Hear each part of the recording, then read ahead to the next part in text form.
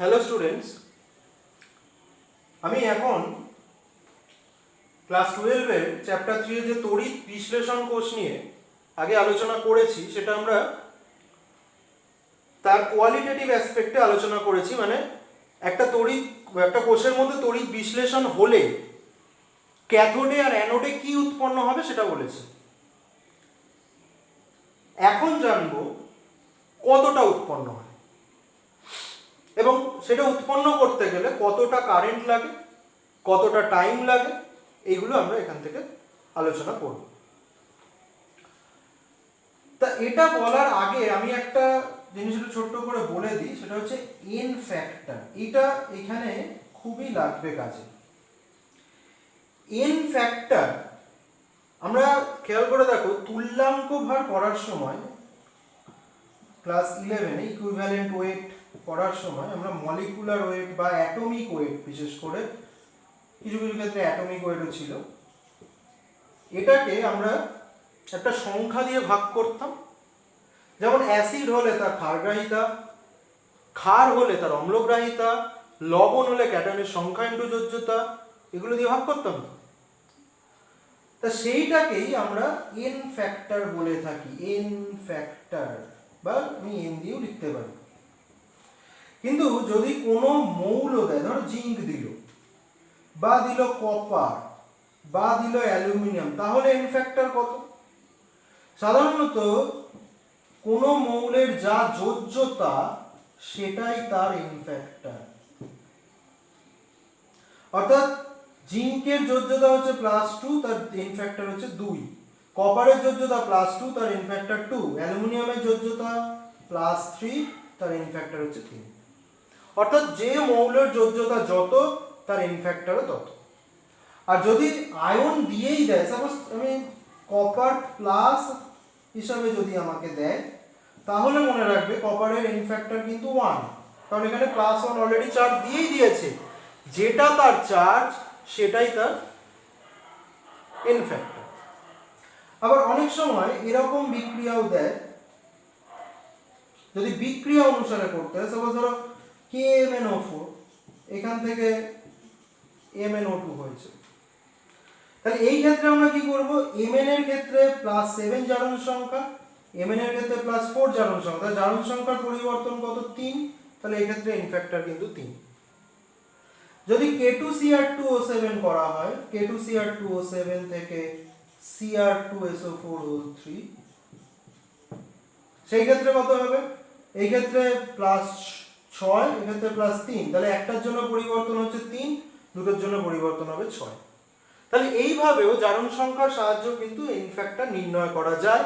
কোনো মৌলের N factor নির্ণয় করতে গেলে অবশ্যই সেটা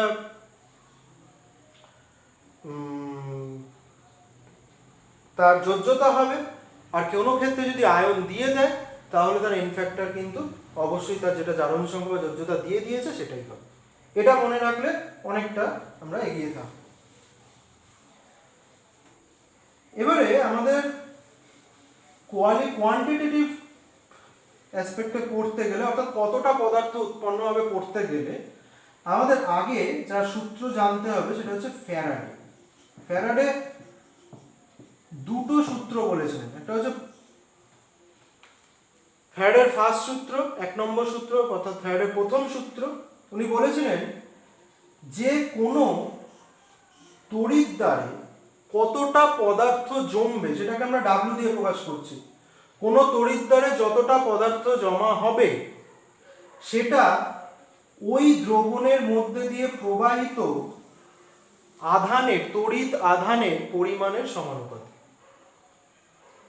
ভালো করে মন দিয়ে শোনো, তড়িৎদ্বারে সঞ্চিত বা তড়িৎদ্বার থেকে অপসারিত, তড়িৎদ্বারে সঞ্চিত মানে ক্যাথোডে সঞ্চিত হয়, সেটা তড়িৎদ্বারে সঞ্চিত কথা বলা যায়, অ্যানোড থেকে অপসারিত হয়, সে একই, ক্যাথোডে সঞ্চিত বা অ্যানোড থেকে অপসারিত পদার্থের পরিমাণ তড়িৎ বিশ্লেষণের মধ্যে দিয়ে প্রবাহিত তড়িৎ আধানের পরিমাণের সমানুপাতিক। তড়িৎ আধানটা কি?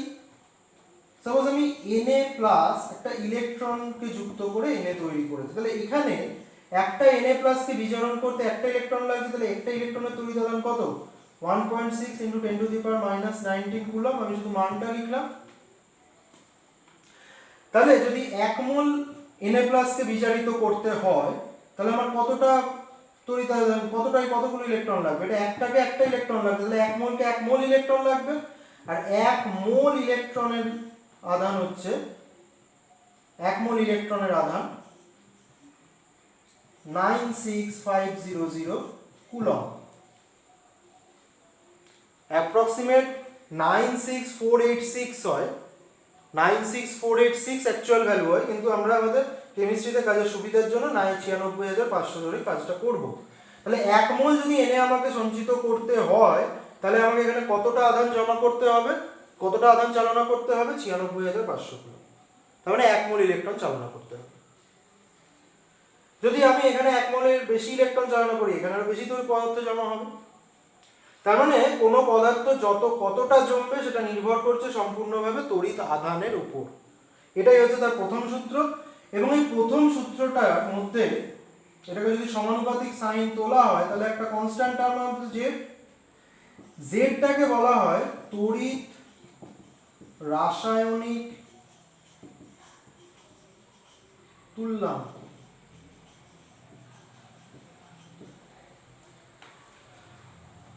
তড়িৎ রাসায়নিক তুল্যাঙ্কের সংজ্ঞা কি হবে? যদি কিউ 1 কুলম্ব হয়, মানে 1 কুলম্ব তড়িৎ আধান চালনা করলে W Z, তার মানে 1 কুলম্ব তড়িৎ আধান যদি চালনা করা হয় যে পরিমাণ পদার্থ তড়িৎ দ্বারা সঞ্চিত হবে সেটাই তার তড়িৎ রাসায়নিক তুল্যাঙ্ক।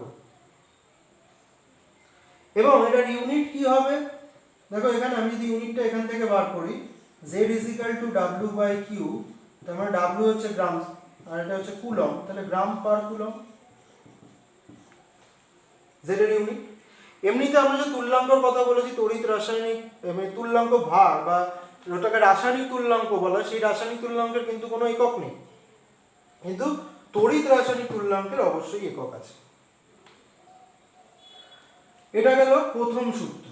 প্রথম সূত্রের সাহায্যে আমরা কোনো পদার্থ কতটা জমবে সেটা তার তড়িৎ আধান দিয়ে বের করে নিতে পারি। আচ্ছা, আরেকটা জিনিস একটু বলে রাখি যে তড়িৎ আধান অর্থাৎ Q is equal to I into T, that is ampere current into time, that is in second. Ampere into second is equal to coulomb. এটাও এখানে অনেক সময় কাজে লাগে। নেক্সট, ফ্যারাডের সেকেন্ড ল। ফ্যারাডের সেকেন্ড ল বলেছেন যে একাধিক তড়িৎ বিশ্লেষের মধ্যে দিয়ে একই পরিমাণ তড়িৎ চালনা করলে, একই পরিমাণ তড়িৎ চালনা করতে গেলে কি করতে হবে? সেলগুলোকে, তড়িৎ বিশ্লেষণ যেগুলো যে আলাদা আলাদা সেলে আছে সেগুলোকে অবশ্যই সিরিজে যুক্ত করতে হবে। সিরিজে, তোমরা ফিজিক্সের সিরিজে প্যারালালে যুক্ত করা পড়েছো, সেই সিরিজে যদি আমি কোষগুলোকে যুক্ত করি তাহলে সেই কোষগুলোর মধ্যে দিয়ে একই পরিমাণ তড়িৎ চালিত হবে।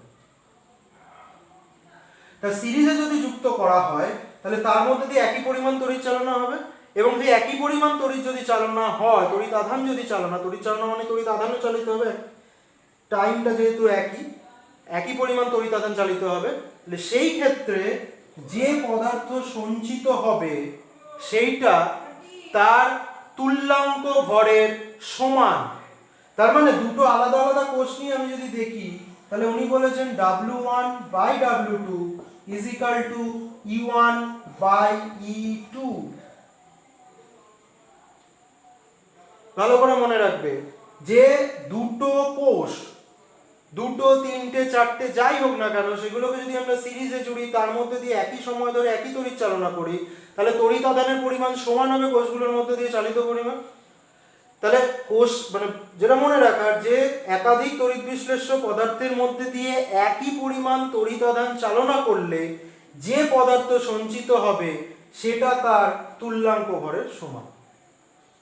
তাহলে সেই জন্য আমরা যেহেতু দুটো বা তিনটে কোষ নিয়ে করছি, তাহলে W1/W2 is equal to E1/E2। তাহলে এটা গেল আমাদের সেকেন্ড ল থেকে পাওয়া একটা সমীকরণ। আর ফার্স্ট ল থেকে আমরা কি পেয়েছিলাম? W is equal to ZQ। তাহলে আমি যদি এখানে একটুখানি মডিফাই করি ইকুয়েশনগুলো, তাহলে এটা দুটো তড়িৎ বিশ্লেষণের ক্ষেত্রে যদি করি তাহলে W1 is equal to Z1Q, এটা একটা তড়িৎ বিশ্লেষের মধ্যে দিয়ে, এটা আরেকটা তড়িৎ বিশ্লেষের মধ্যে দিয়ে হলে জেড কিউ হবে। যদি দুটোর মধ্যে দিয়ে একই পরিমাণ তড়িৎ চালনা করা হয় তাহলে এখানে অনুপাত করলে W1/W2 = Z1/Z2। তাহলে এটা আরেকটা সমীকরণ। তাহলে এখান থেকে দেখতে পাচ্ছ যে W1/W2 = E1/E2 আর এক্ষেত্রে W1/W2 = Z1/Z2। তাহলে আমরা অবশ্যই লিখতে পারি যে, আশা করি লেখা হয়ে গেছে, লিখে নাও তাড়াতাড়ি, এটা মুছবো। তাহলে অবশ্যই এখানে আমি লিখতে পারি W1/W2, সরি দুটোতেই W1/W2 আছে, তাহলে E1/E2 = Z1/Z2। এই সমীকরণটা কিন্তু আমরা আনতে পারি। অর্থাৎ দুটো পদার্থ, যে দুটো তড়িৎ বিশ্লেষণ, তাদের তুল্যাঙ্ক ভরের অনুপাত তাদের তড়িৎ রাসায়নিক তুল্যাঙ্কের অনুপাতের সমান। দুটো তড়িৎ রাসায়নিক তুল্যাঙ্কের অনুপাতও যা হবে, দুটোর তুল্যাঙ্ক ভরের অনুপাতও তাই হবে। তাহলে এইটা দিয়েও কিন্তু আমরা কিছু অঙ্ক করতে পারবো। এবারে আমরা চলে আসি ফ্যারাডের প্রথম সূত্র আর দ্বিতীয় সূত্রের মধ্যে সম্পর্ক, বা ফ্যারাডের প্রথম সূত্র আর দ্বিতীয় সূত্রের সংযুক্তিকরণ। ফ্যারাডের প্রথম সূত্রে কি বলেছিলেন, যে কোনো পদার্থের মধ্যে দিয়ে যে পরিমাণ, মানে কোনো পদার্থ তড়িৎ বিশ্লেষণের মধ্যে তড়িৎ আধান চালনা করলে যেটা সঞ্চিত হবে তার পরিমাণটা তড়িৎ আধানের সমানুপাতিক, এটা বলেছিলেন। আর দ্বিতীয় ক্ষেত্রে কি বললেন, যে কোনো পদার্থ দুটো আলাদা আলাদা তড়িৎ বিশ্লেষের মধ্যে দিয়ে যদি আমি একই পরিমাণ তড়িৎ আধান চালনা করি তাহলে যে পদার্থ জমা হচ্ছে সেটা ওই পদার্থের তুল্যাঙ্ক ভরের সমানুপাতিক। তাহলে এই ক্ষেত্রে আমি যদি দুটোকে এক করে দিই তাহলে W ভেদের সূত্র অনুসারে W ভেরিসেস EQ, তাহলে W ভেরিসেস EQ বাই এখানে একটা কনস্ট্যান্ট টার্ম আসবে K, এবং এই কনস্ট্যান্ট টার্মটা অবশ্যই সমীকরণের সাহায্যে দেখা গেছে, এটা 1/f এর সমান। তার মানে এটা আসছে W = EQ/f।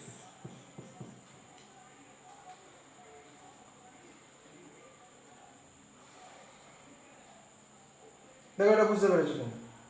তাহলে আমরা এভাবেও কিন্তু সমীকরণটাকে, মানে দুটো এর মধ্যে, অর্থাৎ ফ্যারাডের প্রথম সূত্র আর দ্বিতীয় সূত্রের মধ্যে সংযুক্তিকরণ ঘটাতে পারি। এবারে ফ্যারাডের প্রথম সূত্র আর দ্বিতীয় সূত্রের সংযুক্তিকরণ ঘটিয়ে এই সম্পর্কটা পেয়েছি। আর ফ্যারাডের প্রথম সূত্রটা যেটা ছিল W = ZQ, আর এই ক্ষেত্রে কি পেয়েছি W = EQ/f। এই দুটোর থেকে আমি আরেকটা সম্পর্ক আনতে পারি, সেটা হচ্ছে কি ZQ = EQ/f। তাহলে Q এখানে কেটে গেল, অর্থাৎ Z = E/f। তার মানে দেখো তড়িৎ রাসায়নিক তুল্যাঙ্ক, এটাকে আমি কি করে আনতে পারি, রাসায়নিক তুল্যাঙ্ক মানে তুল্যাঙ্ক ভরকে যদি ফ্যারাডে দিয়ে ভাগ করা হয়, 96,500 কুলম্ব দিয়ে ভাগ করা হয়, তাহলে কিন্তু আমরা তড়িৎ রাসায়নিক তুল্যাঙ্ক আনতে পারি। রাসায়নিক তুল্যাঙ্ক বা তুল্যাঙ্ক ভরকে যদি আমি ফ্যারাডে দিয়ে ভাগ করি, 96,500 কুলম্ব দিয়ে ভাগ করি, তাহলে সেখান থেকে আমি তড়িৎ রাসায়নিক তুল্যাঙ্ক বার করতে হবে। এটা হচ্ছে তড়িৎ রাসায়নিক তুল্যাঙ্ক এবং তুল্যাঙ্ক ভরের মধ্যে সম্পর্ক। এটা তড়িৎ রাসায়নিক তুল্যাঙ্ক এবং এটা তুল্যাঙ্ক ভর, এটা সম্পর্ক। তাহলে এইগুলোকে কাজে লাগিয়ে আমরা বেশ কিছু অঙ্ক করতে পারি। আমি আবার সূত্রগুলোকে একবার লিখছি। ফ্যারাডের সূত্র অনুসারে W = ZQ, সরি